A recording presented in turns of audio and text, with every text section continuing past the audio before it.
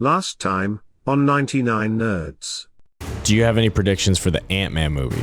So here's what I hope happens. Here's my prediction for Ant-Man, Quantumania. So like they could take this movie in so many different directions with the plot. I mean, that's exciting. They say this movie is like super pivotal. The whole quantum realm storyline and what Ant-Man does. Ant-Man is like extremely crucial. And they go to the basement and she's like, it'll access the quantum realm. And then the grandma tries to shoot her and says, don't do it. And then like Scott Lang grabs the gun and wrestles the old lady to the ground. Right. And while that's happening, Cassie uses the device and it sucks her into the quantum realm and there's a scuffle and then they all get sucked into the quantum realm and then Marvel credits. Oh my gosh. Wow.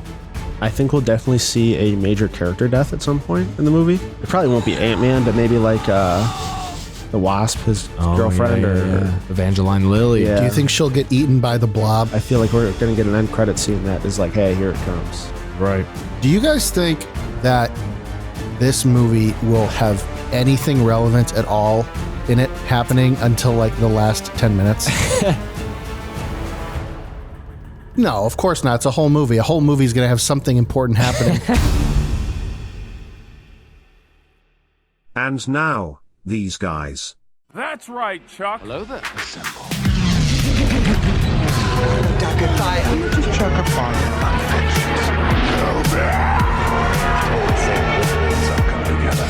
99 Nerds. This is Austin featuring Wrong camera. Sean! Jonathan. It's the two of us for now, and we are here today with episode 32 to give you guys a review of Ant-Man Quantumania. Yay! It was about a week and a half ago that we saw it in theaters on opening night. Sean treated us to a birthday celebration. Birthday weekend. And tradition, we all go to the movies. I buy 20-something tickets. Classic Sean and stuff. we go see a movie together. And we went and saw Quantumania. And we wanted to get together last week to talk about it, but some of us were sick. David had massive diarrhea, per usual, and we skipped it to this week. But that being said, we took the time to do a little bit more digging, reading up, and learning about what we saw in Quantumania. So, Sean, what happened in Ant-Man Quantumania? Our hero, Scott Lang, unwittingly gets sucked into the quantum realm. Sure does. But this time he's not alone. Oh. He's with his daughter. Right. His girlfriend? Yeah. I guess she's his girlfriend. I think, yeah. I mean, they're together. There's no doubt about that. I don't know if they're married, though. I don't think so. And then his girlfriend's mom. And then his girlfriend's dad. Just your typical scenario. Yeah. Kind of like how you and your wife, met. You kind of got drawn into a pit you had a hard time getting out of. Wow. But that's how true love starts. I guess so. So I think what we'll do here is we'll give you guys kind of like a good rundown of the movie, general thoughts, and then second half of the episode we'll dig more into some heavy spoilers. So you can hang around for a little bit, and then we'll give you a warning that we're about to deep dive into the spoilers. Sean, sure. I guess we'll start off. What did you think about this movie?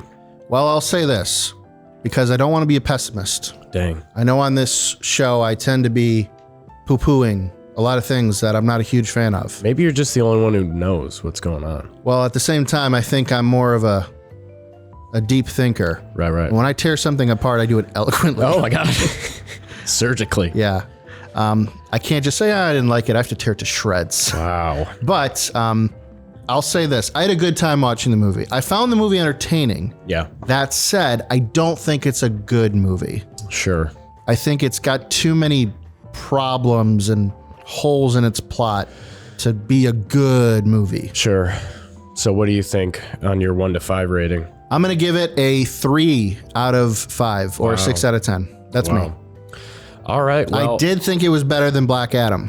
That all things considered. Yeah, me too. I see. Although I'll be honest, the more I think about Black Adam, the more I might actually like it. Oh my gosh. Because it's so stupid.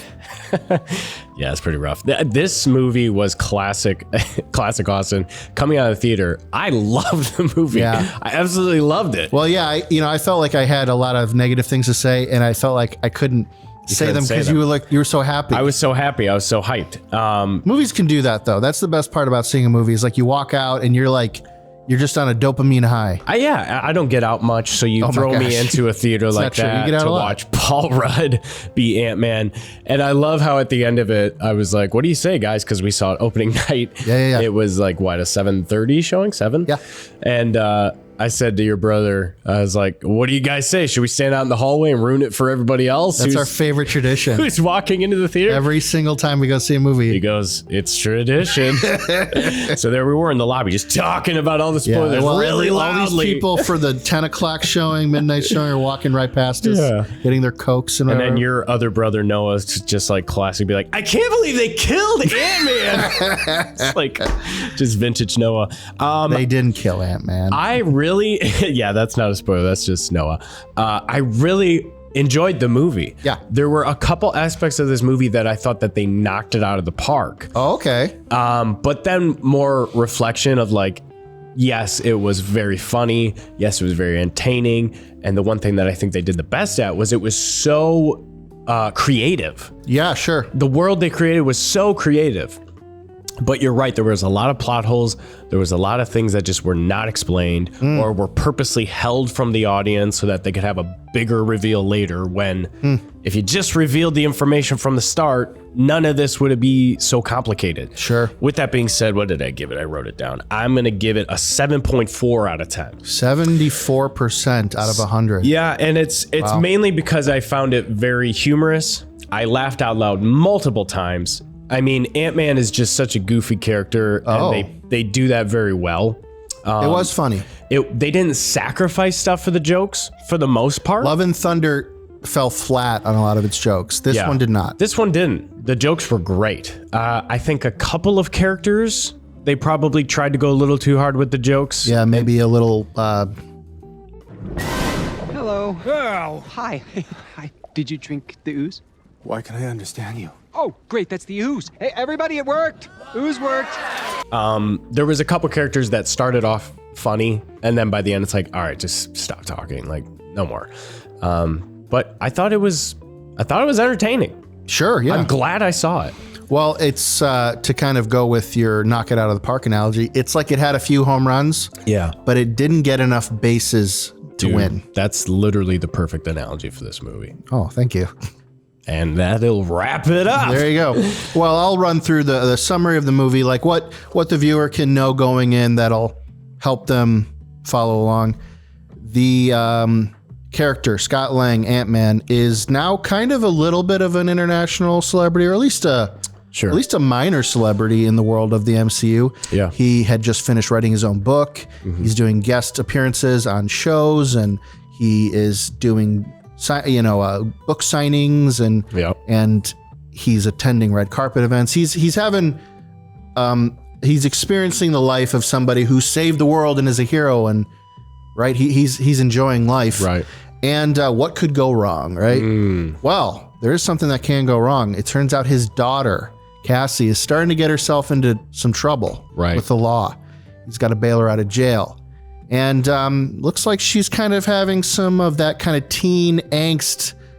Like, I don't want to listen to my dad. I'm too cool for school. Right. Too cool for school. And I don't want to deal with any of that. So they kind of want to have a talk about it. But the problem is there's a little bit of some family tension going on that has been building over the last couple of years since everybody returned from the snap. Namely, Scott and his daughter, Cassie, there's some tension there. Right. Because he was gone for 5 years. Right. And then there's also Hope, played by Evangeline Lilly, the Wasp, and her mother, Janet, who has also been recently returned from the quantum realm. Right. But that was after like 30 years. So there's this huge gap they have in their relationship, and it's all starting to kind of come up to the surface. The phase where, oh my gosh, they're back. You're back. It's so good to see you. That's started to wear off. Right. And now people are starting to not be happy with each other. And so they're getting into fights at the dinner table and getting into arguments. And it's in the trailer. They go down into the basement because Cassie has been working with Hank Pym and learning a few things about quantum technology and Ant-Man's technology. So She develops some sort of device that would communicate with the quantum realm. She activates it because she wants to show it off to everyone.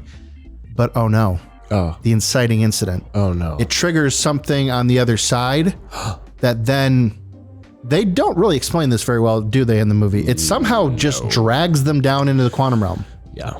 I don't think they ever explain how that worked, like why that did that. They explain who was behind it, but not how it happened. Okay. Yeah. So they are all trapped in the quantum realm. They actually get separated. Scott is with his daughter. Janet, Hope, and Hank Pym are all together. Right. Their family unit. So they're separated. So their mission, the plumb line of the film is twofold. One, they have to find a way to get back to each other to kind of regroup. And two, they all got to find a way to get out of the quantum realm. Right. But the quantum realm is full of danger. It's not just like a tiny environment with like tiny little atoms and tiny little microscopic organisms. It turns out there's an entire civilization down there that has been secretly living. Yeah. And weirdly enough, it's mostly humans. Right. That's a little uncreative. Right. And like you kept saying, it feels like Star Wars. Yeah.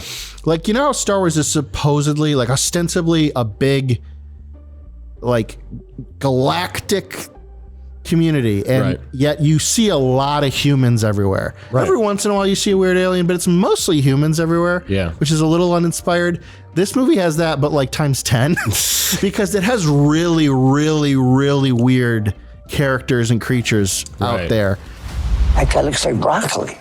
And so every time you see some actor, some dude walking around having conversations with the other characters, it's a little distracting. Sure. Yeah, I kind of think back to like Star Wars Last Jedi with the Canto Bight scene with Rose and Finn, and it's like that's Star Wars' opportunity to say like, here's a new planet we know nothing about. Here's a group of aliens we have never seen. Here is something you've never experienced before in Star Wars, and I feel like they did a really, really good job creative-wise of introducing this world. That being said, in hindsight, looking through it, visually it was very creative. I thought the characters that they introduced and the alien races that they introduced were, or the quantum races that they introduced were creative. Quantum races. But it's a good description for them. Oh yeah, quantum races. Yeah. But I think that what they succeeded with creative-wise, in my mind, they did not succeed with complexity. It's almost like complexity. Yeah, because I feel like the quantum realm could be the most complex thing that Marvel dives into. Sure. And instead, they made it very simple. And when you think about the idea of a quantum realm, quantum physics is obviously the token word. That's like the stage where physics starts to break down. Right. And we're getting into the most primal ingredients of just how the different forces of nature work. And so it is a little bit weird when they're just kind of walking around goofy environments. Yeah. In fact, I felt like a movie recently pretty much sucked the wind right out of the sails of Quantumania, which was the Disney film Strange World that came out a couple months ago. And I kept getting the sense while watching Quantumania that the quantum realm, it's colorful, it's creative, it's alien, but so is Strange World. And the plot and just the dynamic of these characters traveling really just felt too similar to me. Gotcha. And the other thing that was a little frustrating was the characters are like egregiously incurious. Yeah. They kind of walk around and go, ooh, ah. And then after that, they don't care. Yeah. And I hate to compare another movie to The Way of Water. But again, you get into this idea of like, you should be in perpetual awe. Right. Oh my gosh. Right. Like Winona Ryder on the stage, just like losing her mind, and yet it's just kind of humdrum and they're just wandering around making like quips at each other. It's like they're walking down the street of San Francisco. It doesn't seem like they're in a crazy alien world. Right. Also, everybody speaks English again. Well, part of that was because they drank the goo.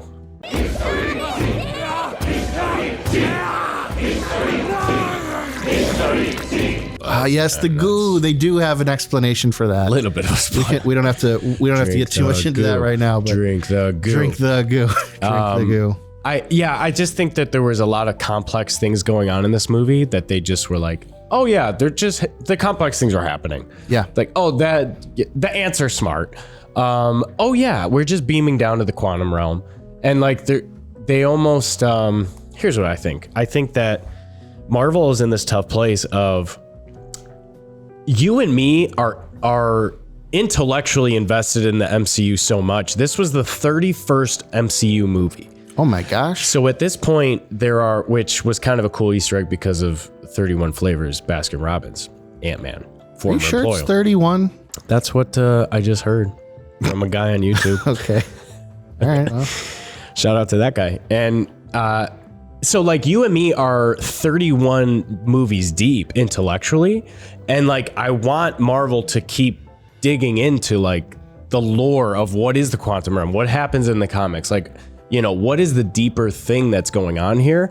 But what they suffer with is they are also still trying to actively onboard people to the MCU. Okay. Like, oh, this is just your first movie seeing? Okay, that's fine. Like, we're just gonna, like, don't worry about what's going on here. Don't worry about what's going on there. Or like, we're not gonna dive too much into this character's development. We're not gonna dive too much into the backstory. It's like all in the background. Yeah. It's blurry background. Right. Whereas like at this point, 31 movies deep, I want like more hardcore details and like hardcore. I want to taste the quantum realm. I want to smell the quantum realm. Right. But they're trying to still bring people into the fold. So they're kind of at this weird point, and I don't know if this is kind of an indicator of how Marvel movies are going to be moving forward, where it's kind of like not intellectually challenging. It's almost like they're tour buses.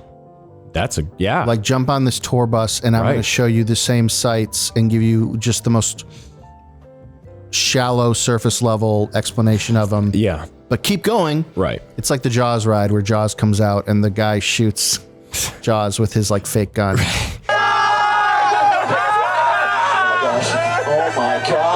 Oh my gosh. But he has to do that like 50 times a day. So it's like, it's not that exciting anymore. I think that was a great explanation though. It does feel a little shallow. It's super entertaining. It's hilarious. I was crying laughing at parts, but it also felt kind of shallow. Visually appealing, but not very deep. And that is my general idea of the whole movie. A short time later. Yeah, but I feel like that guy's really bringing down the podcast, and there's a lot of things he's doing that are kind of annoying and distracting, and like, oh, hey, He starts monologuing. Good to see you, bro. What's up? We missed you a lot. So where we at? I especially missed you. We just freaking wrapped it up. Mostly. We've kind of, so far we've talked about the general idea of the movie. We haven't gone into hardcore details yet. Did you give your ratings? We did. All right. Do it. All right. Well, first of all, David's here. Yay. Rap siren. Shout out to Dave. Dude, shout out. This is weird sitting on this side of the table. It's your side now. Suck it. Dang it. So what did you think about Ant-Man Quantumania? Oh man, what a movie. I would say it is fantastic. Oh my gosh. Oh my gosh. Okay. Oh, really threw me there. Yeah, it was very mediocre. Let's say that. Dang. It wasn't bad. It wasn't amazing. I know the ratings were pretty much poo-pooing it. One of the worst Marvel movie ratings by Rotten Tomatoes. Rotten Tomatoes was just smashing it. I don't agree. Wow. I don't think it's one of the worst ones, but I would say I don't agree either. There's a weird thing going on I noticed where it's like, oh my gosh, Ant-Man's only the third highest grossing movie of the year. Should Marvel be worried? Yeah. They've set the bar a little calm high. down. It's $300-something million in a couple weeks is nothing to be worried about. You know what? That's another thing I wanted to touch on. But go ahead, David. What's your rating? what did you guys give it? You go first. I would give it a blind taste test. 7.5. Wow. I gave it a 7.4. Dang. What'd you give it, Sean? Did I give it? 3 out of 5. 6 out of 10, yeah. Okay. Yeah, very C+ average. Did you guys dive into the movies or the movie? A little bit. We just talked about general stuff. He was kind of overviewing what you saw in the trailer, what happens in the beginning. Yeah, so I'll add to that. In the trailer, I felt like they made it out to be the most dramatic movie ever. They made it out to be like an Avengers. Yeah, especially with the newest trailer they released.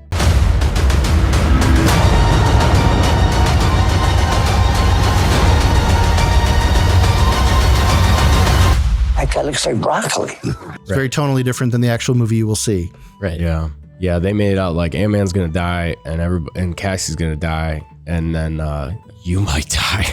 Yeah. Did you say Cassidy? Cassie. Cassie. It is Cassie. So what do you think worked in this movie? This is the beginning of spoilers, for those that care. So actually, it's funny you asked me that. I think the best part of this movie is also the worst part of this movie.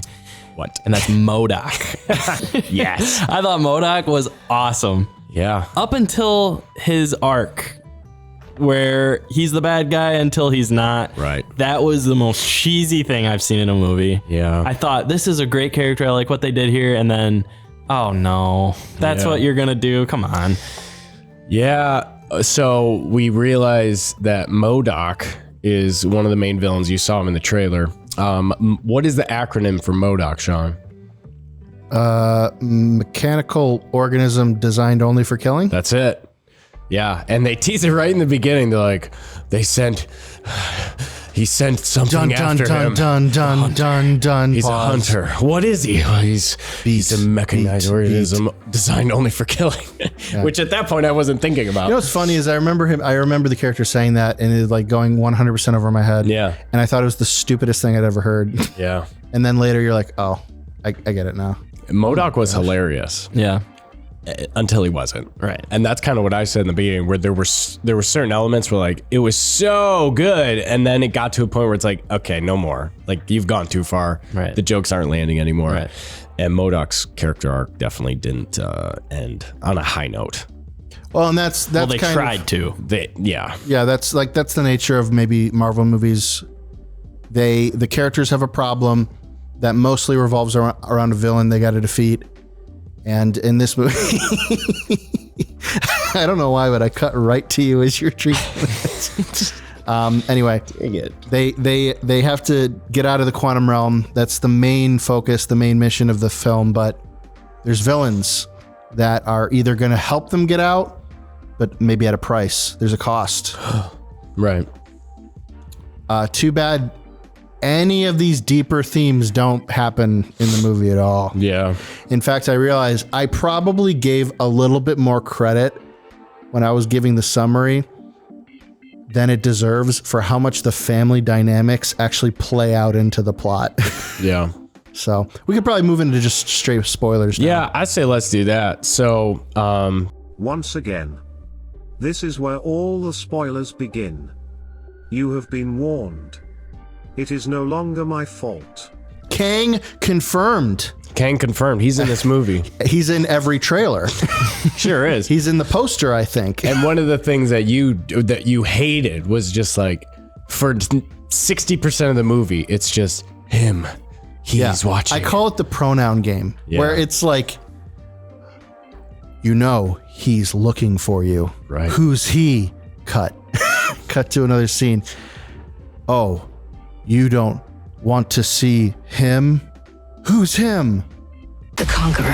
He will burn the world to find you. You cannot trust him. He can rewrite existence. I don't care what he can do. He's not getting out. Cut. Dun, dun, dun. Right. And it's like, it's kind of frustrating because I don't like being treated like I'm stupid, Right. especially by both of you. Oh. But Never. I don't felt like like you the feeling movie. that way either. I felt like the movie was being ridiculous. Like I can suspend my disbelief for a lot of things. Yeah. I could not believe that they were spending that much time pretending the audience didn't know she's talking about Kang. Right. Especially because the prologue of the movie is Janet finding Kang in the quantum realm. Right. It's ridiculous, Austin. Why are we pretending she's not talking about Kang? Every character keeps saying him, he, who's he? the Conqueror. Like, oh my goodness, you guys, like, this isn't necessary. Right. It's not a mystery. It's like, wait, you know her? Oh, then he'll want to see you. Yeah, like, it's silly. Yeah. I It agree. hurt my feelings. Honestly, here's my thoughts. The two worst characters in this movie are Janet and Cassidy. Cassie. I don't know if her name is Cassidy or Cassandra. It's Cassandra. neither of those. It's Cassie. well, yeah, so- but it could be short for something, right? So Cassie, you hated the fact that they recast her. It did hurt my feelings. It only in hindsight, I realized, okay, the new actress they hired does look more like the young girl. young version, It does. yeah. That is true. Sure. And I think it is fair that when they recast her, when they cast an older version of Cassie for Endgame, they didn't actually consult. My understanding is that the director of the Ant-Man films wasn't involved in that. So there's a little bit of like, well, that might not have been his first choice, and this actress, maybe she's great, but she maybe isn't exactly what they were looking for. I just think it bums me out that the actress had to find out she wasn't recast, like from like news from a Comic-Con or something like that. Right. That's just lame, dude. I honestly thought that the new actress was kind of annoying. man. I don't know what it is about all the young actresses and actors that they're casting for this like next wave of hero. They all kind of annoy me. And she, especially in this movie, like she wasn't super funny. She kind of was annoying. She was the whole reason they got into the mess. She's apparently a genius, but we don't really dive into that too much. I'm starting to realize they have a really big problem where they don't know what to do with a character unless they are a hyper genius. Yeah. Like she is a teenage girl who just happens to be able to build a quantum realm communication device. Yeah. Yeah, I hope that they dive into that a little more. I don't think that's how they left it. I feel like that's not what happened. I think maybe the Kings were involved with that. So then there's Cassie, who's kind of annoying, but more annoying is Janet is just Played by the incomparable Michelle Pfeiffer. Gosh, she's just what? the worst part of the whole movie. She's just stringing everybody along the whole time, and it's like, if you just would have told us. And I thought that you broke it down perfectly, like, okay, so like you're afraid to tell us what happened, right? But then we learned what happened, and it's like, it's nothing. Wait, that's not. It's a nothing burger. It's like the exact same thing I would do. Like you didn't do it. You didn't compromise yourself. It's like, a non-traversy. It doesn't mean anything. Yeah. It was over dramatic. Right. Constantly, you're going to the quantum realm? Yeah. Why? What, Mom? I told you. I can't tell you. I can't talk about it now. Then they go to the quantum realm. Mom, what is this place? We'll talk about it later. We gotta move. We gotta go. He's watching. I don't. Later. I don't have time to explain. Oh, your mother didn't tell you what happened while she was here. What? She murdered all those people because of him. Oh man, that sounds dramatic, huh? That sounds bad. Yeah, so she didn't murder anybody. Right, for 40 minutes, they are so dramatic about her having this secret life in the quantum realm where we come to find out all she did was help a guy that was stuck there with her. Right. They both were just trying to get out of there because they were stuck there. Right. So they built this guy's ship because he promised it can get him out. Right. Once she built the ship, she touched this thing, and this thing gave her these visions of what Kang is and who he is. And she's like, oh my gosh, he's a murderer. I can't go home and let this guy get off the hook. And I shouldn't help him. I'm not going to help him. Yeah. So I'm going to destroy this. So I destroy it. Why am I a bad person for that? Like I felt like if there was something she did truly wrong in a moment of cowardice, right? She betrayed somebody to save herself, or under pressure she compromised and let Kang take over the quantum realm if it just meant she could get away. I get that kind of guilt and regret, but it sounds like you did everything you could. Yeah. Right.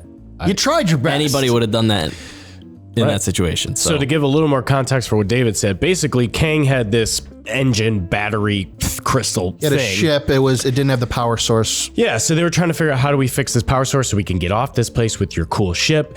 The crystal ball That guy battery, always has to have a cool ship. whatever thing, is linked to him neurally. So when they fixed it, she touched it, and when she touched it, she basically saw into Kang's mind. So what did she do? She took her Pym particles and she blew that thing way up. Yeah, And she because just- because looking into his mind, she could see his history, and I don't know if it was like past, present, future, because he's kind of like a time traveling person. Right. But she basically saw all the things he's done evil, like he's conquered worlds, he's destroyed millions, he's super bad, he's the worst of the worst. So then he reveals that he was banished there by The other Kangs, and he was just trying to get home. Look, I'm just trying to I'll make sure that you're safe. Like nothing bad's gonna happen to you. Let's just get out of here. So she decides to take his ship engine and use the Pym particles to explode it giant so that it couldn't be used anymore. And then essentially that giant No, she shrunk it down with the Pym particles. no, she blew it up, and that's like the whole world was those revolving rings. Yeah, she Oh, blew maybe it. you're right. She made it bigger. Right. So it's giant, and then he ends up creating this entire universe within those rings. But yeah, it's like just a classic thing. Like if you just sit down and take 2 minutes to explain what's going on, every character around you is going to know what is coming. And instead, none of them knew what was happening. Yeah, for like for a high budget film like this that has such a legacy of great writing leading up to these kinds of movies. I don't know what kind of oversight committee they have for MCU. A part of me was just like, I can't believe we're watching a movie where the plot is not happening. Mm-hmm. Nothing is going forward because one character won't have a 30-second conversation about Literally something. 30 It seems seconds. really weird. Yeah. And part of it is, so Like I was hoping they were going to tell us like, hey, she had a secret family in the quantum realm or something. I don't know, something scandalous. Yeah, something to make her not talk. Well, she did have a relationship with Bill Murray, apparently, which was Oh my kind of an gosh. awkward sequence. But anyway, That is pretty bad. yeah, That was weird. it was weird. It was a weird You scene. can't come back from that. Nobody does. So Wasp, Janet, and Hank are all together, but Ant-Man and Cassie. Ant-Man and Cassidy. Cassie. I know. I said it on purpose as a joke. Good joke, guys. Casher. What? so they're separate and they're trying to find each other, and it's like the classic, like, oh no, you don't know where your friend is? Well, if he finds out he's here, oh, he's gonna get him. Well, how's he gonna get him? He's gonna send a hunter. Who's he gonna send? I'm a mechanical organism designed for killing. So MODOK is on the scene, MODOK, and he ends up finding them, and big reveal time. Who is MODOK? Why does he know so much about Ant-Man and his daughter? It's the guy from the first Ant-Man movie, like I predicted in our episode with Teasy. That's right. What's his name? I forget. Yellow already. Jacket. Darren, the yellow jacket. Darren, yeah. Darren. So actually, his introduction is really funny. Yeah. And it's just like classic Ant-Man back and forth where he's like, those years ago, I was a chief executive and you were the one who were my downfall. He's like, wait a second, what? Wait, what? Darren? And he takes the mask off, and it's Darren, and explains, just like I said, his helmet was damaged, and then his regulator got smashed, and he went down to the quantum realm, but when he went down, his head was still massive, and his arms and legs are these tiny little things, and it was just comical, and it's like, it's such a ridiculous character from the comics, that is the only way you can pull that character off. Right. Because it's just ridiculous. And they pulled it off. They did. And to do it in Ant-Man is the perfect scenario because you can be ridiculous with Ant-Man. And a part of me felt like it's the weirdest, craziest looking thing you've ever seen. His like weirdly giant face on this tiny body that looks like George Lopez in, what was it, Shark Boy and Lava Girl? Yeah, exactly. That's what Emily said. Yeah. Which I've never seen, but I know that. Sean will see it one day. But awesome. I feel like it worked really well because the character is absolutely absurd, even in the comics. I mean, he's ridiculous. And also the character Darren MODOK is just like so like likably evil. Right. And so you kind of just like, you're good with it. Yeah. And a lot of people are upset because that is not how MODOK is created in the comics. That's Get not, over it. That's not who he is in the comics. That's a big retcon. What the heck, MCU? Kevin Feige The killed. integrity of this character's been compromised. I loved it. I thought it was hilarious. That was the best part up until it was the worst part. Yeah. Well, it was also a good counterbalance to Kang, who is like as serious as a tragic, like. So what do you soap think about opera. Kang in this movie, David? You want me to go into Kang? I want you to go into Kang. So, buckle up. I read all the Kang comics. You last did? couple weeks. I did. Really? This dude's been ready. Dude, Kang Researcher. is insane. This character, Yeah. I know you explained it in our podcast. I did, but I didn't read the comics. Oh my gosh. My head was hurting after it's like a series I read. Right. And basically the main storyline is his name is Nathaniel Reed. Right. Richards. Richards. Relative of Reed Richards, Mr. Right. Fantastic. So he is this They don't look anything alike. He's this Although dude- they haven't cast a new Reed Richards yet. Michael B. Everything is Michael B. Yeah, so he's a relative of Michael, or Mr. they're actually about to Fantastic. fight in Creed. Mr. Fantastic. They are. Creed 3 coming at you. That's why Kang's so jacked right now, because he's also filming Creed 3. I read on the Wikipedia, they're like, oh, what's the actor's name?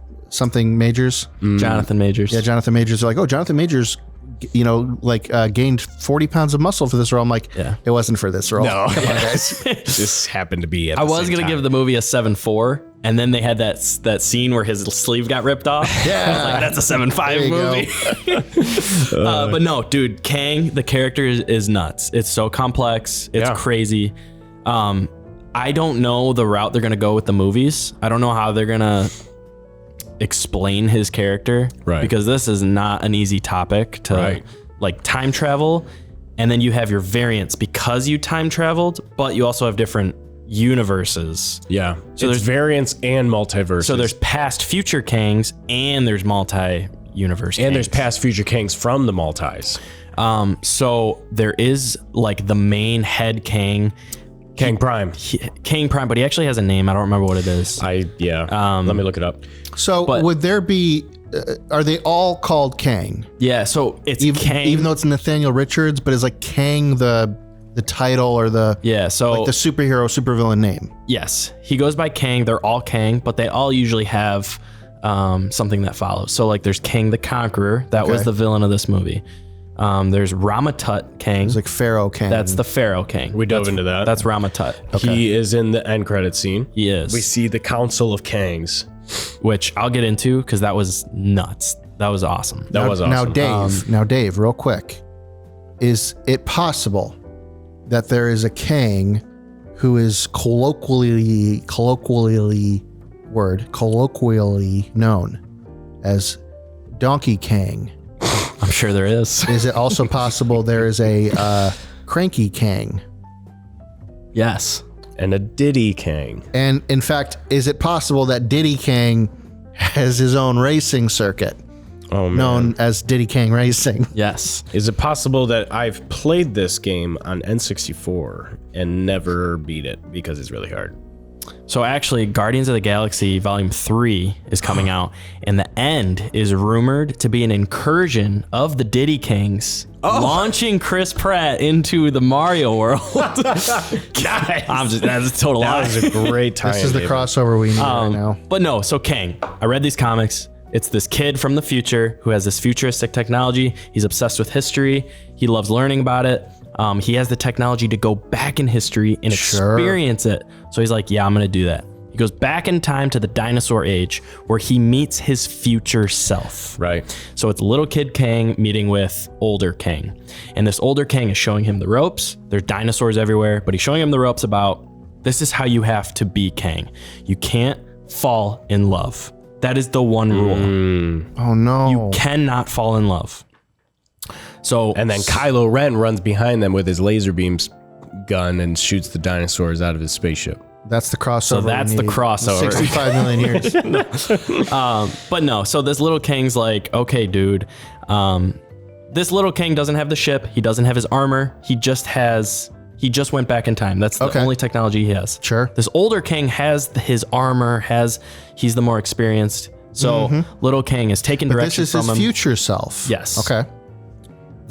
Yes. So this guy is a total jerk to him. He is like beating his, what he believes his theology into little king. Okay. And telling him this is how it has to be. And he's just beating him into the perfect king. So what happens? Because somebody did that to him. So I'm getting there. So what happens? This little king goes out. He sees this dinosaur attacking this girl. It's a T-Rex, and with his futuristic technology, just pops the dinosaur in the head. A T-Rex with one shot. Yeah, one shot knocks him down. The girl thanks him, takes him back to her village. They celebrate, and this is where he has a celebratory, markings done on his face. Oh, so the leader of the tribe puts those lines on his face, and that was like a. Thank you for saving this girl in our village. Like, you will be honored with these markings. Yeah. So to fast forward to tie into the movies, in the Council of Kang, our end credit scene, we get the 3 highest Kangs, and they're like, we called all the Kangs, they're coming. Immortus. That's it. Immortus. Now these ones are the most powerful. They've achieved some kind of supernatural ability that the other ones are kind of not quite all there. And they do a good job of showing you that without telling you that, because there are Kangs in this stadium atmosphere. They're like in the crowd, and it's Kang, but they're like going berserk and like fanboying over the other Kangs that are in the middle, which is awesome. Jonathan Majors had to because the comics I read, it is a scene for scene from the comic. It's a shot for shot, right from the comic. So that was really cool with the Skrull guy. Yep. But anyway, in the comic, he saves this girl. And this girl is known, her name is Ravonna. Ravonna. We're going to call her Ravonna. Cassidy. So this Cassandra. This girl he starts to experience life with, and I saved her, and they Kang, that's not the way. Celebrated me. I said one thing. Yeah. Don't do this. So he goes back to older Kang, and older Kang loses his mind and says, I told you this is the one thing you don't do. And he's like, what the heck, man? So this Kang... You know my dad. This older Kang is a drunk, and he drinks himself to sleep. While he's asleep, little Kang says, screw this guy. I'm taking his armor, and I'm taking his ship, and I'm going on throughout history to conquer. Oh, man. He taught me how to conquer, like a Bible but story. I don't necessarily agree with everything he said. So they go through this. Every comic is a different time jump that he's doing. He goes to Egypt. He becomes Rama-Tut. Sure does. There's a lot of stuff with that. Ravana's there too. Oh. And she is Moon Knight in this timeline. So the cool thing about Kang is he goes through these different universes with his ship. So he can go back in time, go forward in time with his technology, but he can also jump to multiple universes. Right. So the difference is the timeline. If the Fantastic Four show up and defeat his Kang, right, he hops in his thing, goes to a different universe, knows how the Fantastic Four is going to beat him, right, changes his game plan, conquers that timeline. Oh my god! So he learns. He learns from different timelines, and then so he can be successful. Right. So he falls in love with this girl, Ravonna. Right. This girl, through all these different series of events, she either dies or doesn't see him as what he sees her. So she either despises him or she dies. And he can't find a timeline where he can win her over and have her. So there's one. Just like Doctor Strange. It is just, the whole thing is character shaping of who is this Kang gonna be. Right. And he's like, if I play the hero, if I help the Fantastic Four, she sees me as this. She sees me as weak and not strong enough. If I go to this timeline and I destroy the Fantastic Four, she sees me as a villain, as evil. And like, if I find the perfect balance where I help them and she sees me as strong and stuff, all of a sudden she dies and I can't win her over.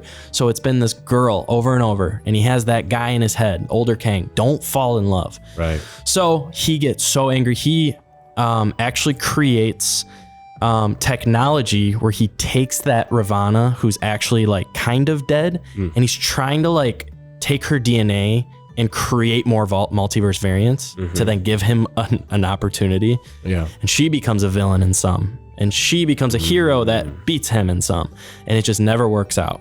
So he is so upset after years and years and years and years of trying to win her over. He becomes a drunk, and he decides, I'm going to go back in time and teach my young self not to fall in love. And it's a sweet loop, this comic series. It's awesome. I loved every part of it. Dope. But Kang is a sweet character. So do you think this Ravana will be in the MCU? I'm thinking maybe. I'm thinking maybe. See, that might be the way they get him. Here's one of the problems with this Kang is they what's the word for it? They demonstrate his power very quickly. He has Cassie and Ant-Man entrapped. Why can't I think of Ant-Man's name? Paul Rudd. See, that's the problem. He just turned 65 years old the other day. 65? No, he didn't. There's no way. He's immortal. No. Paul Rudd and Cassie are in this prison, and he basically just like he can telekinetically. He's a Sith throw Lord. Them around. Yeah, he has the Force. He can just throw them around. He's gonna crush Cassie, and he throws pins him to the wall with Paul his fingers. Rudd. Dude, he pins him to the wall. How great of an opportunity would have been for Kang to kill Cassie over and over. I feel like, see, they didn't go dark enough with this movie. They implied his power, right, but they never demonstrated it hardcore. And I think that we're a little bit spoiled and tainted because of what happened with Thanos. Sure. That we're like, okay, this is the next Thanos. What's he gonna do? And he like didn't do anything in this movie. He briefly showed his power, but then the climax of this movie, to skip ahead and skip a bunch of stuff, he's fist fighting Ant-Man to get into the portal to leave the quantum realm. His stuff was damaged. They showed that. Well, here's the thing, Dave. His suit and powers. You just described for me a very interesting villain. One who is perpetually plagued by loneliness. And no matter how much power he accrues, no matter how many worlds or people he destroys, he cannot have the one thing he wants. And it is that condemnation that drives him to do the most unimaginable evils everywhere he goes.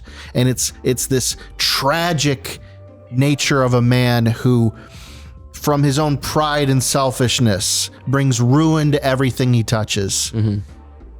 The guy we see in Quantumania isn't like anything like that. Right. He's kind of just like a monologuing, morose dude who, like Austin said, they demonstrate he has the power to disintegrate people with just like a blast of power.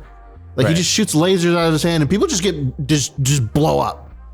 And then when he fights Ant-Man, the Wasp, and Cassie, because she has her own Ant-Man suit at some point in the story. Yeah. They just kind of like get knocked around. Yeah. Maybe there's a reason. If the reason is it's because he just has his suit is the only thing that gives him power, that to me makes him kind of a very fragile villain suddenly. And it gives him a weakness that is like painfully easy to exploit. I think there's more to him. I think there's more to this movie than we think. See, here's what I think that we're doing is MCU, we reached this pinnacle with Thanos. And whether we like it or not, that was such a long climb to get to that pinnacle.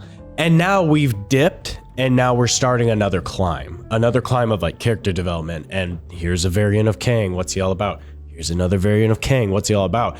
And the problem is they made this trailer out to be like a pinnacle Thanos moment of like Ant-Man versus Kang. This is going to be so dramatic. Yeah, this is like the hot, flashy, like sizzle reel of Phase 5. Right.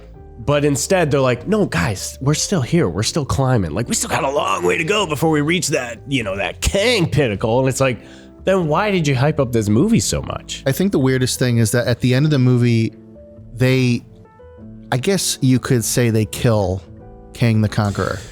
I mean, I think that's where this is. We all don't going. really need to. I don't think it matters whether or not he really dies because they basically defeat him. Right. They trap him not just down. They keep him trapped in the quantum realm, but they shrink him down into the MacGuffin power source thing. Right. He gets sucked into it somehow. I I would. It makes sense to me if you just said he died. And the Council of Kang at the end credits essentially says they're going to get things moving forward now because the Conqueror is dead. According to them, from their perspective, he's gone. So I don't think it matters whether or not he died. I think the result is the same. But the problem with that I have is I don't necessarily feel like he's a threat at the end of that movie anymore. Like Kang, the character, Kang, the idea, because he seemingly is all powerful. The movie seems to, again, with the pronoun game over and over and over again, they try to insinuate he is all powerful. I mean, you can't even, it's not just, oh, don't mess with him. You can't even begin to touch him. Right. And characters are terrified about even saying his name out loud. Right. But then, you know, he captures the characters, he captures the heroes. He doesn't successfully defeat any of them.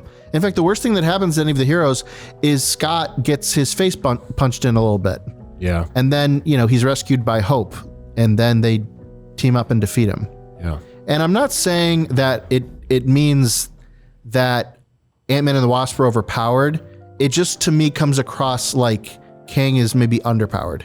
Yeah. Right. And the whole ants coming in at the end. Oh, that's right. So that's oh just my seemed gosh. like that's what I was going to talk about. So this is where I feel How like insulting. there's so many things that are just like not explained. The ultimate indignity. They're being just thrown defeated in by an army of multiple- ants. So when they get sucked into the quantum realm, they do a very good job of showing you that there's also this whole pod of ants that get sucked in with them. And they're not just any ants, they're really smart ants. Yeah. These are really smart ants. Well, hang on. Those ants are really smart. They say these ants are really smart in the beginning, but then at the very end, did you guys mention this is like a straight up Star Wars movie? Yeah, we talked about that. Yeah.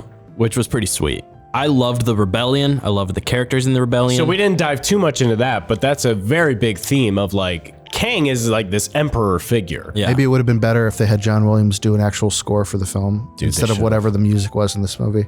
Who did the score, David? The score. Don't tell me it was Michael Giacchino. Who? My boy. Exactly. No! Sorry. He's my man. So they just kind of threw in a lot of this stuff. So what happened with the ants was when they got sucked into one part of the quantum realm, conveniently altogether, the ants got sucked into some time vortex and they lived 1,000 years in the course of an hour. Yeah, for them, like time dilation is, you know, crazy imbalanced. So these ants basically become super advanced over the course of 1,000 years because they were already really smart ants. And Keep in mind, this is not a progression through the movie where it shows the ants get sucked in, live their life. Yeah, this is not a setup, reminder, payoff. This is a joke that like kind of happens at the beginning, right, and then becomes like the Deus Ex Machina of the end of the movie. Desolation of the Ant Ex Machina. The only thing that they do to kind of string along is Hank has a hearing aid, and he keeps picking up these weird signals throughout the movie with his hearing aid. Turns out it was the ants trying to reach out to him. So they finally reach out to him, they find him, and they literally become like the reason they win in the end. Is these super advanced ants, they come in and they just like destroy Kang's entire, universe. Which, I mean, it was a pretty cool crescendo, but it was very much like, what is going on? Yeah. Like, these ants are really smart. So. You have Kang, who has been standing up in his watchtower for the whole movie with his hands folded behind his back, like in seemingly being intimidating to everybody. And then he decides, I'm going to do it myself. I'm going to jump down. He starts blasting people. I mean, just killing people. Yeah. They're dead. They're dead. They're dead. They're dead. And then he starts fighting our heroes, and he just can't kill them. Right. I don't know why his blasts don't kill them, but he can't kill them. And then it's like, but then the thing is, it's like, you can't defeat me. I'm the conqueror. And then the ants come and, no! Right. Well, I think there's more to it. I think they... Tell me more. I want to know why I'm wrong. They very dramatically had some lines in the movie that made me think there's more to what they were saying. So a lot of the things Kang was saying was like, I don't operate in time. I'm future, I'm past, like I see time differently. Right. So I think at the very end of the movie, he gets sucked into that power surge thing. Right. Power source, which quick recap. This power source is what Janet blew up. So Kang leverages Scott Lang, which is his name. Scott Lang. I just thought of it. Scott Lang. He leverages Scott Lang because he has Cassie and basically says, I'm going to kill your daughter if you don't make this thing smaller for me so I can use it. Right. So Ant-Man goes into it. Now, when he goes into it, now this is what I'm talking about. They set something up for you. Going into the thing that Kang gets sucked into, he goes into this probability storm where he's in this absolute darkness. He needs to go in there, shrink this thing down, but he has to go through the probability storm, which is all different variants of him start popping up. And it's actually hilarious. It is arguably the best moment, not only in this movie, but I would say in Phase 5. Well, I you can mean say the Phase 5 that just started? Yes. Austin definitely enjoyed this part. I can say. I was dying laughing the whole time. Which, remind me, there is a part I have to talk about after I talk about this. But Scott goes into this probability storm. He starts seeing all different versions of himself. And they're basically talking about, the longer you stand there, the more your mind is going to come unwrapped. Right. And it's just like hundreds of Scotts. And then you have like one Baskin Robbins employee, Jack, which is an honor to his son, Jack. Yeah. Paul Rudd's son. Yep. He's there and he's like, why am I here? It's actually hilarious. Dude, the humor in this movie is funny because it's Noah's favorite hero. Yeah. It actually, he reminds me of Noah. Yeah, just for the way he jokes, he reminds me of Noah. I love the dynamic of like all these Scotts start popping up, and they're the main Scott that we're following. He's talking to everybody on his headset. But these other Scotts don't have the headset. Like, what are they saying? What do we need to do? What do we? It's just mayhem of all these just like questions of what's going on. So there's a part he is surrounded by his multivariants and he's starting to lose. He's starting to become like suffocated in the masses of Paul Rudd's. And for whatever reason, Cassie knows this and reaches out to him through the force, whatever. No, over the intercom. Cassie says like, Dad, you can do it, which is a full circle moment for his character. Come on, we need you. Which is that Cassie? Cassie needs us. Cassie needs us. Cassie needs us. Everybody, Cassie needs us. It's for Cassie. Everybody for Cassie. So all these hundreds of Scotts are like, yeah, for Cassie. And they're like lifting our Scott up into the air. And it's like this hilarious like moment. It actually is funny because it's so stupid, but it takes it so seriously. What are they doing throughout this movie? They're taking the jokes and they're subtly giving you a joke, but it has a deeper meaning. So there's a part where they're like, how did you do it? How were you able to get it? And he said, and I think this is going to come back. He said, we all wanted the same thing. That's why we were able to accomplish our task.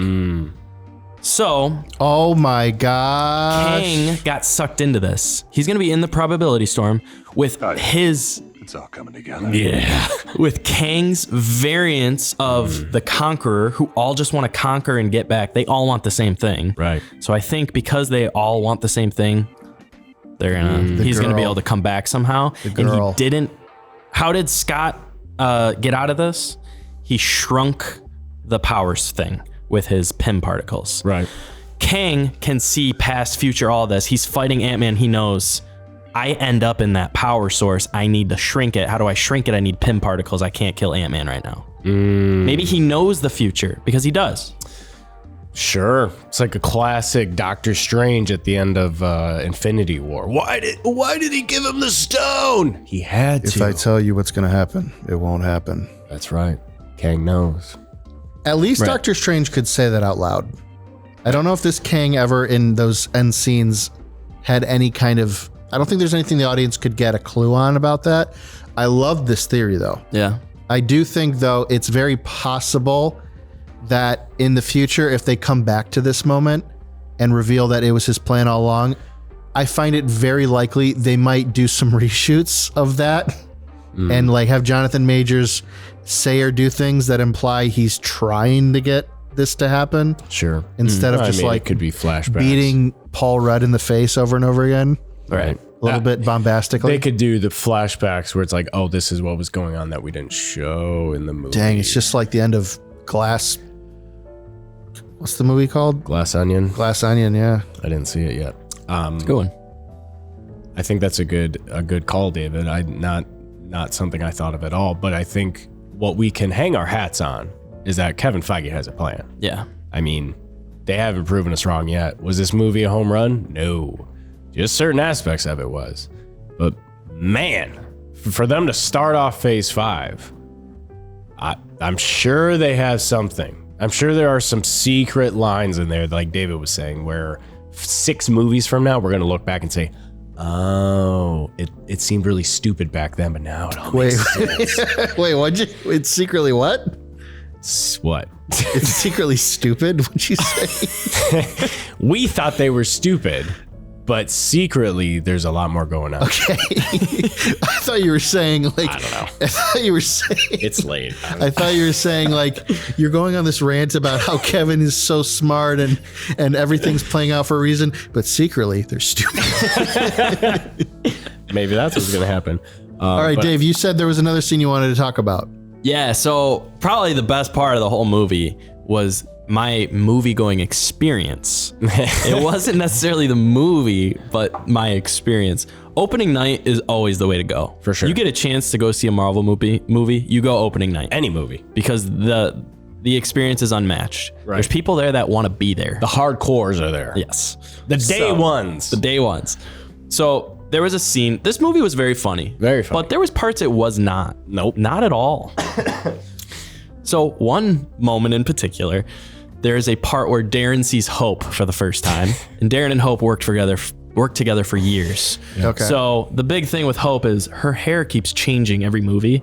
Okay. So the first movie, it's like this is normal. accurate, yes. Whatever. So she has really short hair in this movie. When Darren sees her, he goes, "Oh, Hope, you changed your hair." And this guy in the movie theater laughed so loud. It wasn't even like a laugh, it was like a bark. It was like I'm not so even kidding. happy. I'm not being dramatic. It was probably the hardest I've laughed in like 5 years. I was crying, laughing, trying to hold my laugh in. Because it was a dead silent theater. It wasn't a funny moment, but this guy was loving every part of it. And then you were crying, laughing, so then I started hacking it up and laughing, and it was a great part. I hope one day the director and or writer of this film watches this podcast and knows that that was a very rewarding moment for somebody somewhere in Southeast Michigan. Yeah. Yeah. Whoa, you just doxed us, dude. Oh, shoot. Dang it. Here comes the edit that fan out. mail. Well, the point is that the movie's funny. And Yeah, humor is but there's parts of it that, you know, that there is a tonal problem sometimes with Marvel. I think it was the issue we had with Thor: Love and Thunder. Yes. Like, come on, man. That movie it has such heavy subject matter. It does. And it never is taking itself seriously. It does, but I think the thing is, the tone of Thor's character has evolved so much, and they just took it too far. Like, who he was in Ragnarok was like a really good blend of humor with serious and like hero versus goofball, whereas Ant-Man is just a goofball. And in the trailers, they make him out to be freaking Captain America or Iron Man. Somebody's got to be now. And yeah, shoot, somebody's got to step up. But he's still Ant-Man, and it's still ridiculous. And what I said walking out of the theater was like, it was like a Star Wars movie, but better, is what I said.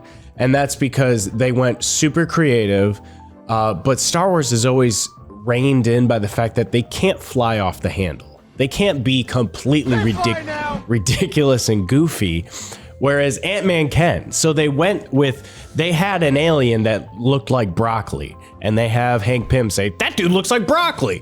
That guy looks like broccoli. There's just this ridiculous nature of it that works. Whereas like Star Wars can never be that ridiculous. Star Wars can only put sprinkles of humor in, because if they go too far, Star Wars fandom will lose their ever-loving mind. First of all, how dare you? Because Jar Jar Binks was everything you described and more. And they massacred my boy. Massacred your boy. They did. But don't you remember in the devastatingly dark and tragic movie Rogue One, when the "You'll Be Dead" guy shows up, or when C-3PO is there, Yeah. or when K2SO makes jokes? Right. See, they can have fun too. They can have fun, but they can't get ridiculous. Whereas Ant-Man can. What I was going to say was that scene where, Hope, you changed your hair. MODOK is literally dying.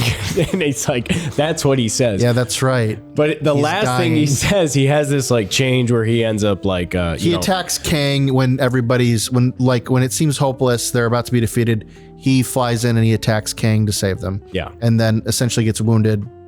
Yeah. Fatally wounded. And he's about to die. And he basically just says like, well, at least I became an Avenger. And Scott's like, yeah, buddy, you did it. You're on the team. And like, that was actually a little bit humorous, but the Hope, you changed your hair. That was a movie-going experience. But again, at the same time, it's like, when you really think about this guy's life, it's kind of sad and tragic. He's like been deformed and everything, and he's like living as this like shell of a person, a mechanical organism designed only for killing now. Yeah. And he was a weapon. Yeah, he kills a lot of people in that movie. He's violent and dangerous. Except Cassie, he was completely incapable of ever killing her. But she was the only one he wanted to kill. No matter how many chances he had to kill her, he had to stop and say something dramatic. Yeah. Giving her time to get away. Right. And that their whole chase scene towards the end of the movie got ridiculous. And then the end of it was just, their whole dialogue was so cringy. Yeah. And that was the point where that might have been one of the things that annoyed you about Cassie. Yeah, it really was. And it's like MODOK's dialogue became really like, okay, this is too far. Juvenile, maybe. And then Cassie was just like, why am I just so annoyed with you throughout this whole movie? I don't connect with you at all. I'm not excited for you to be the future of Marvel. I said it. Oh my gosh. It was a cool full circle moment for Ant-Man, though. The whole thing was about his daughter. His whole story, so it makes sense, this movie. Another part that really, in hindsight, was really stupid was they open up a portal to get home. Everybody runs through it. Sure. Scott's about to run through it, but he gets tackled by Kang. And Kang has every opportunity to stand up and run through that portal. But instead, he decides, that's it. I'm going to fist fight Ant-Man. Instead, he decides to hand-to-hand combat Ant-Man Sleeves to come maybe off. Swipe some Pym particles for his purpose. Wow, later David. on. Did you think you could win? Whatever he says. I don't have to win. We both just have to lose. I thought you were being Saw Gerrera. Same thing, really. Classic. Yeah, I think there was more to it. And if there isn't, this movie sucks. Oh my gosh. But if there is, well job, Kevin. Well, Hats off to good Kevin. way. that ending part was almost like disastrous for me because they defeat the villain, right? Right. And the portal closes. Mm-hmm. It closes Kang is just about to run through the portal before it closes. Yep. And he's gonna get away. And then Hope comes and she, gives him a full double kick, ultimate punch or whatever, right in the chest, and knocks him back. And then she comes through, and the portal closes behind her. Yep. And they're fighting him together, and they defeat him. Yep. And they trap him in the MacGuffin. Yep. And then a bloodied and beaten Scott Lang embraces Hope, and they have this kind of cute, intimate moment with each other. And it's like, oh man, they sacrificed themselves. Mm-hmm. They sacrificed themselves so that the others could get away. They did. That's really heroic. And boy, now, 2 Avengers, and we're running out of them, Yeah. They're trapped in the quantum realm. They're looking over the quantum realm. Yeah, and the end credit scene is going to reveal that a bigger threat is on the way. Like, oh, the stakes have been raised. Except 30 seconds later, Not even. The portal just opens and they just kind of like get out. Maybe 10 seconds later. Yeah, that was very disappointing. Why was that so easy from the other side to do that? Which, let me ask you guys something. When he goes back, they definitely compare the intro to the outro. Yeah, they're very similar. It's very similar, but it's Scott they're walking different. down the street, monologuing or narrating his life. Do you think the multiverse or the universe has changed? Do you think he's in a different thing now? Oh my gosh. Timeline. Because when in the beginning of the movie, it's it's through a joke, and the jokes come back. Right. To be something more serious. It's the guy in the coffee shop. Everybody's seen it. Oh, Spider-Man. Whatever. Right. He doesn't charge him. Oh, it's on us. But then when he gets back, they charge him $12 for a coffee or whatever. Right. It's like, why is that different? Mm-hmm. There was things on the walls that were different than when he left. There was like a I Heart Ant-Man on the wall now or something. Right. So something's different about his world. And he has that moment too where Kang tells him, like, if you don't help me, you're in trouble. Your world is in trouble. And he's like, what's happening? And he's like, me, a lot of me. Right. So I honestly think this is my theory. That Kang's not dead. He's going to come back. He's just working his long game right now. Mm-hmm. That Kang is the only Kang that can beat the other Kangs. Mm. Oh. And I think he comes back not as a hero, but as like the final Kang. He beats the Kangs and then becomes the final. But it's like, how do you beat Kangs? One, either Ravonna, you bring her in because that's his don't fall in love. That's his one downfall. Right. Or two, thinking about it, like theoretically, if you've got, like he showed the timeline visual in the movie, which was kind of cool, give you something to think about. Yep, with all the variants. So when he goes to a different universe and does something, it's called an incursion. And it breaks it off into different branches. So it's different Kangs that are being created. That's more when two timelines meet is an incursion. Whereas, what you're talking about is just a new branch. Is multiverse, meeting a different universe. Right. Not a timeline. A timeline is a loop. It's hard to explain, but and this is where it gets dicey. It's also hard to understand, which I don't know if I fully do. So I'll say I think the Loki series, it seemed like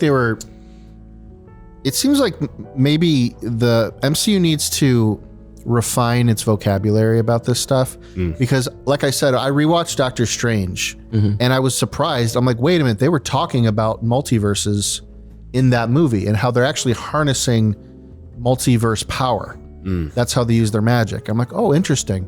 But the language is different, because it was written many, many years earlier. Sure. And then you see Loki season 1 and you go, okay, they're very clearly explaining this phenomenon of you are a divergent or whatever it is. You are you're somebody who broke the timeline. You messed it all up, and it's our job to enforce keeping things the way they're supposed to be. And then, who started all that? Yeah, the one who who remains. That Kang, he who remains, which I think was the only Kang, the final Kang, your Kang Prime. It was the good Kang. Yeah, he was the only one in the universe at that point. And because he was keeping the sacred timeline from any other Kangs coming into play, he did what he needed to do to solve the Kangs. So maybe he's the answer. Maybe they need to figure out how to get him back. But Loki killed him. So when he killed him, it opened that all up again. So now Kangs are... Sylvie. That's actually something I realize is maybe a little bit of a problem for me. Is in Loki, that guy made it as clear as he possibly could. This is the only time I don't know what's going to happen next.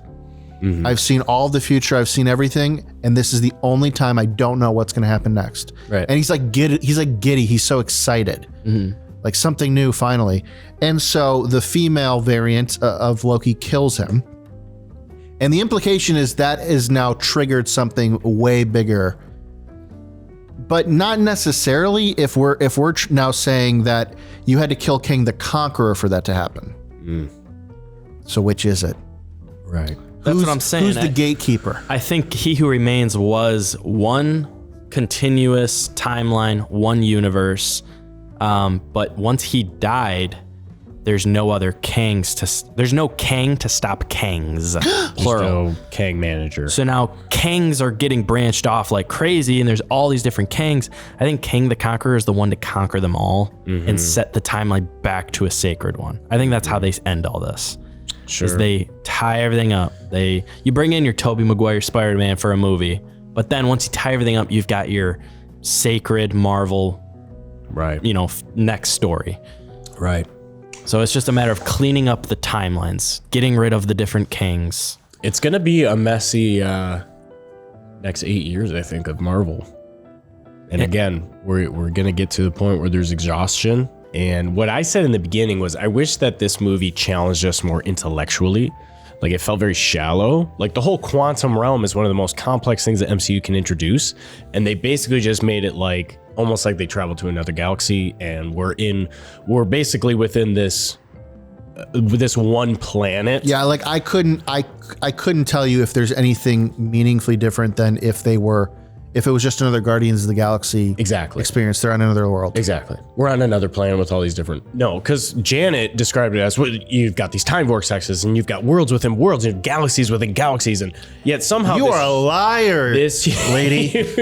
This huge, complex thing, they all ended up on the same, 20 square mile area. Right. So... it felt kind of shallow, but again, maybe that's just because we're right here on phase 5 and the Kang pinnacle is going to be way up here, but we're just getting started. And even though we want this, we're still here. Right.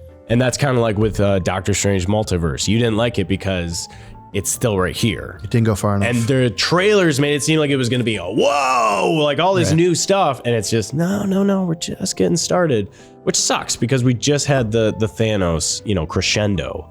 Right. So. Yeah, but you got to build it for it to be something. They're building it. Structurally sound. They're building it. But I think you've got some great theories. I'm really glad you showed up today because you know what? You knew more about this than me or Sean combined. Well, I just wanted to know more about Kang. Like why? Yeah. But after reading about him, it's like, oh my gosh, he's actually way more complex than we think. Good stuff. I can relate to desperately needing a girl to right all the wrongs I've done. Wow. I believe, Sean. You know what's actually funny, though, is your fan theory, maybe it's actually the theory. Oh. And if it is, I actually really like what you're saying. Mm-hmm. But here, let me tell you how I would retcon this movie a little bit. Do it. Because there's something I felt like it was trying to set up that it didn't do. Imagine me telling you, hey, let me tell you about here's a picture of my dog. I saved his life once. Oh, tell me more, right? And then I go on to tell you this whole story that has nothing to do with me saving my dog. Sure. In fact, the dog dies at the end. Oh my gosh. So here's what I thought was interesting with this movie. I'm always trying to pay attention for themes. I'm trying to pay attention for character change because that's a story. Right. A story is something you hear and you learn. It is a lie that reveals truth. At the end of a movie, if it was a story, you've figured something out. You've been given a lesson or wisdom, something that connects and touches your heart. So what I was frustrated by was the movie seemingly sets up Scott and Cassie are in a relational conflict. And it has good reason. One, he is a superhero. He's an Avenger. He's not present in her life like she wishes he would be. On top of that, Scott has been gone from her life for 5 years. In fact, the most pivotal 5 years of her life. Yeah. That early teenage transition. And now he's back, but how can anything just go back to normal for her? Can't. So you've set up and justified a really interesting character drama between these two. And like I said earlier, you have, if it's a theme, it shows up multiple places. So now you also have the same dynamic with Janet and Hope, because Janet has been gone for the vast majority of Hope's life. Right. And if you now have brought her back from the quantum realm, it's not as if that fixes everything or makes their relationship work. Right. And so again, I'm watching the movie, and by the time they got to the quantum realm, like the first 10 minutes, I'm like, okay, I know what the story is. I get it. You know, Janet and her daughter are getting into an argument at the dinner table. Scott is getting into an argument with his daughter at the dinner table. This is the emotional conflict. You know, we're going to get into the external conflict later with Kang and getting outside of the quantum realm, but the real struggle of these characters is they're upset with each other and they have so much in common. And so I'm thinking the whole movie, aha, this is about abandonment issues. That's what this film is about. Because what is Janet so ashamed of in what she left behind in the quantum realm? She saved this Kang guy. She left him behind, and that's causing all these problems. And then what about MODOK? He is Darren, who Scott defeated at the end of the first movie, but now the consequences of that, abandoning him into the quantum realm, they're coming back. And I'm like, aha! By the time MODOK was introduced, I was like, well, obviously this is the story. And what's going to happen is Scott he sees his daughter as the little girl she still was when when he left her. Right. Last time he saw her. But she's a grown woman now. She's a teenager. She's getting into trouble. She's getting arrested for attending protests. But she's an adult, a sense, kind of. That was a cool little nugget. Yeah, too. so it's like you gotta like, you can connect with it. You're like, okay, Scott has to learn how to see his daughter as an adult now, not a little girl. He has to respect her. He's got to win her trust back. And then also she has to be able to forgive her dad for being gone. It wasn't his fault. She probably knows that, but she's got to let go of these hurt feelings. And you can copy and paste that exact same character arc with Janet and Hope. Right. It's the same thing. And then how do you reconcile Scott with Darren? Like, hey man, it wasn't my fault. These things happened. I was just trying to defend my daughter, Right. yada, yada, yada. And then, they give MODOK a redemption moment at the end of the film. So in my mind, the parallel is still there with Janet and Kang. Like, this is all about her being so ashamed of leaving things the way they were behind, and it's affecting everything. So imagine my disappointment, Austin, when there isn't any moment in this movie where the characters have to change for growth to happen. There's never any point where Scott has to learn something new about his daughter. He has to see her differently. The only thing, and you said it, Cassie's annoying because she's already got everything she needs. She's a super genius. She has her own suit. The only thing she needs to learn is how to punch better. Right. Like, there's a moment where her dad teaches her how to punch better, but that's it. Momentum, right? Jump, tap. You see what I did? No, you're like this small. And then the frustrating part was when he goes down into the, what do you call it? He goes inside the MacGuffin, and there's all the different probability storms of him. He remembers Cassie, right? And then, Cassie, we gotta do this for Cassie. We gotta do this for Cassie. And I'm thinking, the question of whether or not he loves his daughter was never at stake. Right. That's not what this story is about. It's not about whether or not he loves his daughter. It's about whether or not he has the capacity to see his daughter grow up and take care of herself. Because seemingly, that's what phase 4 and 5 should be about. Right. Like, we're trying to pass the baton on to the next generation of heroes. Right. They didn't do this. They did none of this. Right. None of this happened. The movie has like Cassie and Scott just kind of hug each other and make a joke about like, oh, you're so big now. Yeah. I'm like, well, yeah, but are you going to say more, Scott? I mean, you didn't have to learn anything. You didn't have to learn how to be a better father. Janet didn't have to learn how to be a better mother. You know what he should do? He should watch Avatar: Way of Water. Exactly. It all comes back. I'm going to give Sean his birthday present now. Oh my gosh. On cam. So the worst part about Avatar: Way of Water was the best part about Ant-Man, and that was gosh. the broccoli heads. I couldn't stand the one in Avatar, but I liked the one. What is this? Oh my gosh. Oh, look, it's I forgot I was on the wrong camera. Look, it's the thing. The chick who dated the Jawas. She dated Jawas? Yeah, remember? That's Dang. gross. It was. Oh, there's more. Dang, Here. dude, that Lego set goes hard. Dude, that Lego set. Them minifigs. Which, fun I fact, wrapped it for you. we Actually, got Jeffrey from wrapped it in for you. 2 days. What? Mandalorian comes out. Oh my gosh. Season 3.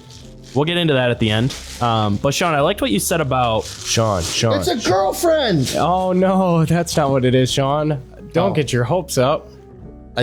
It's in a box. It's a more Lego. Dave, what is It's it? not just more Lego. It's the Lego that you asked for six episodes ago. It's Boba Fett. It's Boba Fett's helmet. It's his is it the new one or the old one? It's his goddamn It's the severed old one. head. Look, I wanted you to have his head. his head Oh my god. on a pike. It's the OG. That's pretty sweet. Can't believe it. Yeah, those Wow. are legit. I am a wealthy man. You are now. I like I have that. a wealth of good friends. That's us you're I talking don't even need to about, right? open. I don't even need to open these other booster packs to make myself feel better. Open them, Sean. All right, we'll do that in a moment. Anything else you guys want to say about Ant-Man Quantumania? Yeah, I like the little nugget of like she was fighting the protest or the police or whatever, but they set up this idea that like there's like this post-blip homeless problem. Yeah. Because people were gone for 5 years because of the blip and then showed up and people had taken their houses because they were gone. Right. So they have nowhere to live. Yeah, It's they like, took- it's cool how they're like introducing like the problems that go with what happened. Yeah. Falcon and the Winter Soldier touches on that a little bit. Like the villains, the antagonists in that show were basically people who had been displaced or had society kind of run them over after everything had happened, and they were not happy about it. Right. Yeah. I mean, that's like, they kind of just do it in the movie, and like, there's not enough time in the movie to talk about all the ripples that creates. Right.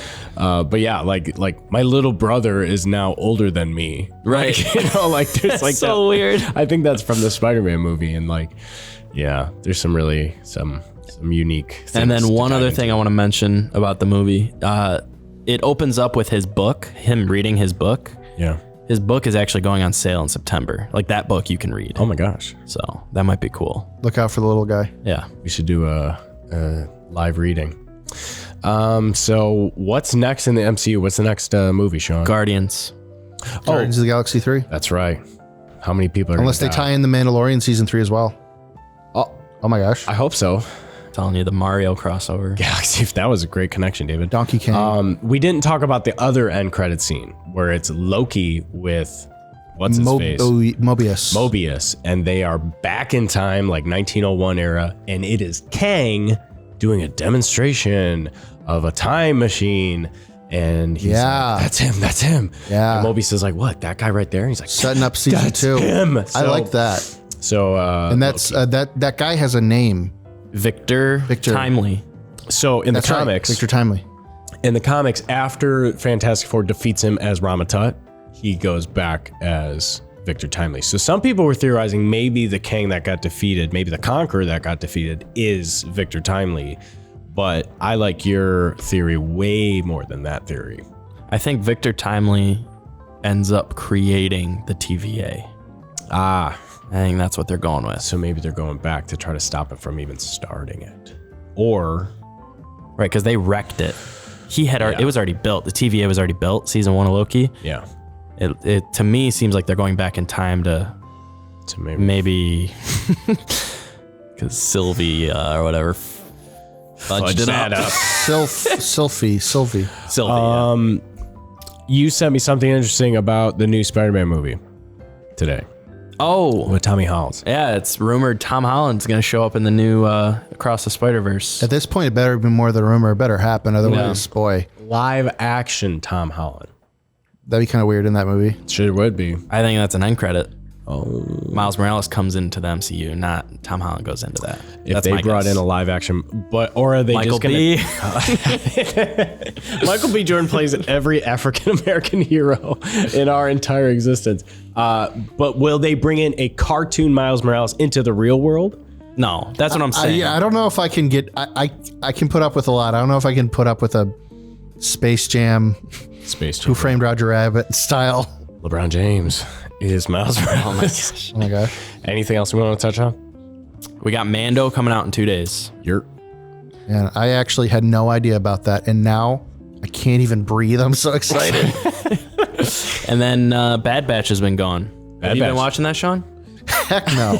Sean's not about that. It's funny because it's like, it's either, You go up and down on it a lot. That's for sure. that's what I'm saying. It's either amazing or it sucks. Like, So, there's remember- no in between. Remember I was saying like, yeah, they're kind of stuck in this thing where they're just doing side missions for Sid. So that literally all the episodes that are meh are side missions that they were sent by Sid. Okay. There's a 3-episode arc where they have nothing to do with Sid. It's like, Sid doesn't really have anything for us, so let's go do this. That is the most interesting part of the whole season. So in this last episode, Sid sends them out. They get stuck. They call her for help, and she's like, maybe I can get somebody out there in a few days to pick you up. I don't know. And they like flat out don't have enough food for a few days. They're like, we're stuck. We need your help. You sent us on this. And she's like, I'll let you know. And she hangs up. So like the tension is building with Sid of like, is she really gonna, like, does she really care for them? Or is she just gonna drop them? Is she gonna betray them? And like the distrust of Sid is starting to grow, which is totally fine with me because she kind of sucks anyway, and I want them to move on from Do we her. know who she's voiced by? It bothers me. Every time I hear it, I'm like, Yeah. who is that? It's definitely somebody you would know, but I don't know. But it's That Laura Bailey, probably. She voices everyone. Oh my gosh, maybe. It's not necessarily the Bad Batch that makes this show. It's the Empire and what they're doing. Dang, they're so evil. Someone needs to put a stop to them. There's a part where the good guys finally beat the bad guy, and Palpatine shows up, and you're like, they did it. Like, they finally are going to show some corruption, and Palpatine just manipulates the heck out of it. Just freaking plays right into his hand. It is like the perfect Palpatine. Like, we did it. We got him. We tricked him. And he's like, oh yeah, I thought you would do that. Okay, here's what we're going to do instead. Man, it's so easy when your villain's omniscient and you write him that way. Dang. Got him. Actually, before we wrap up, there are two things I feel like have to be said about Ant-Man. One, I lost count of how many times a character is being escorted down a hallway by guards and successfully stomps on their foot or like elbows them in the rib or something and then gets away. Steals their gun, pew pew. And you saying that just triggered the poor video editors. Uh-oh. How many times were they like, all right, Carl, your job today is to take his mask off on this scene, this scene, this scene, this scene, this scene, this scene. Every 10 seconds, we need it on and off. It's like they couldn't, it's like they forbid the actor to say a line if his face was covered. Right. That's actually our buddy Matt said that. He's like, I feel like this movie, they like took his helmet off like way more than he usually does. I noticed every time they'd get hit, their helmet would come off. All right, put the helmet back on, go. It's just like... And the final thing I felt like needs to be said, this movie does not have Louise, or is it Lewis? Doing a recap of the MCU thus far. Talk about a swing and a miss. I can't believe it. And I had been looking forward to that for like 5 years. Dang. They did have the Russian guy. You know, Louise. Yeah, he voiced. He voiced the slimy, weird-looking gelatin guy. That guy was just weird. But it was I funny. have a hole now. And then he eats that guy. Yeah. Like, I had no idea you could do that. So we talked on the drink the gloop. That was, or drink the goop. Whatever. Ooze. Drink the ooze. Yeah, the ooze. Drink the ooze. Drink the ooze. Dad, you have to drink the ooze. Just like Teenage Mutant Ninja Turtles 2. Yeah, dude, Paul Rudd is great. He's so funny. The movie was mediocre, but I'll tell you what, I like Ant-Man more than I like most superheroes. I feel like Ant-Man in this movie was awesome. And there was just so many moving parts around him that were not. Yeah. I love Paul Rudd. Paul Rudd's the man. Apparently he just celebrated his 65th birthday. Yeah, man, he looks great. He looks great for 82. Oh my God. Well, I'm so sad about the Luis not having a montage that I'm going to open this pack to make myself feel better. Pack. I'm sorry it's loud. What is that? Viewers at home. Magic the Gath. Oh, nice. Yeah, you know, an evolved spinoderm. What? Yeah, that's not good. All right. Well, that's going to wrap it up. Episode 32. This has been a blast. I'm glad David showed up and dropped some massive Kang knowledge. Yeah. I didn't know any of that. Looking forward to next week. I did a Kang roundup episode, and I didn't even read any of that. That's why it pays to read the comics. Looks like we might find out a little bit more about Kang in the next movie, Guardians of the Galaxy 3. Mm-hmm. We'll see. Maybe. Might be something there. We'll see. Still really weirded out that the Shang-Chi end credit scene hasn't had any resolve yet. Good news for you, the audience. I did watch Shang-Chi. It is crossed off my list. You did. I was disappointed though because Sean was like, "You got to watch it. You got everything I'm reading says you got to see it before Ant-Man." Well, that was a pure lie. The other thing that was a lie was David was like, "Don't worry, it's like a kung fu version of Batman." So I'm thinking, and Lord of the Rings, So I'm thinking like, sweet, he's like a vigilante. Like he's like, oh, he's got kind of this dark side to him, but he also has like strict rules they stick to. No, it was more like Godzilla meets Jackie Chan because at the end it's just dragons fighting each other. It came out of nowhere. But anyway, Shang-Chi was great. I really liked it. It was like Batman Begins, where he's being trained by Ra's al Ghul. See, that's what I meant. Yeah, but you didn't explain that well enough. Because I didn't want He is Batman. I didn't want to spoil it. So anyway, you didn't explain it very well, Dave. It's your fault. I liked Ant-Man more than I liked Shang-Chi, but I did like Shang-Chi. So anyway, I enjoyed Ant-Man, I will say. It wasn't a better movie, but I enjoyed it more and I laughed a lot more. So anywho, that's going to wrap it up. Thanks guys for listening. If you didn't comment or like anything, do those stuff and subscribe to us. If you are listening on Spotify, thank you for listening. But I will say, this just in, I got the other sell Scion of Atraxa, which is the commander in the commander sets. So I don't even need to buy that commander box because I got the people who know Magic the Gathering will know what I'm talking about. That's good, Sean. I'm happy. That's huge. For you. I'm happy for you. I'm happy for them. If they're listening, thank you. If you are not watching though, you're missing out because Sean is about to spend 97 hours editing this video because David dropped 17 references in a 10-second span, and Sean has to put all those elements in. I have to read all of the King comics to edit the video. Taps off to Sean. He does a great job. Let's editing add some these more videos. real quick. Carl Weezer from Jimmy Neutron. I don't feel so good. I don't feel so good. I can't even think of anything else. Do a Carl Weezer montage. And so our YouTube videos are great, and it's all because of Sean. So taps off to Sean. He's an amazing editor, and we really, really appreciate his efforts. So like, comment, subscribe. Join the 99 nerds. Join us. We're almost at 99 subscribers. If you become the 99 subscribers, I will personally email you. What are we going to do for when we reach 99? Dude, I don't even know. I think we should do a face reveal. Of who? Just us. Yeah, we could do that. That'll be cool. And so anyway, that will wrap things up. We Episode appreciate 32. you guys. Let's get Halfway to 90. there. To Donkey Kong 64. Dang, what do we... Dude, episode 64 should just be... we should just play N64 the whole time. There you go. I'm stoked for that. So Yeah, we'll do that. halfway to that. And Planned out for like another year and a half. half a year. Okay. We're about to crank episodes, and I'm going to make you edit all of them. Thank you for listening, and that'll do it. Peace! See ya.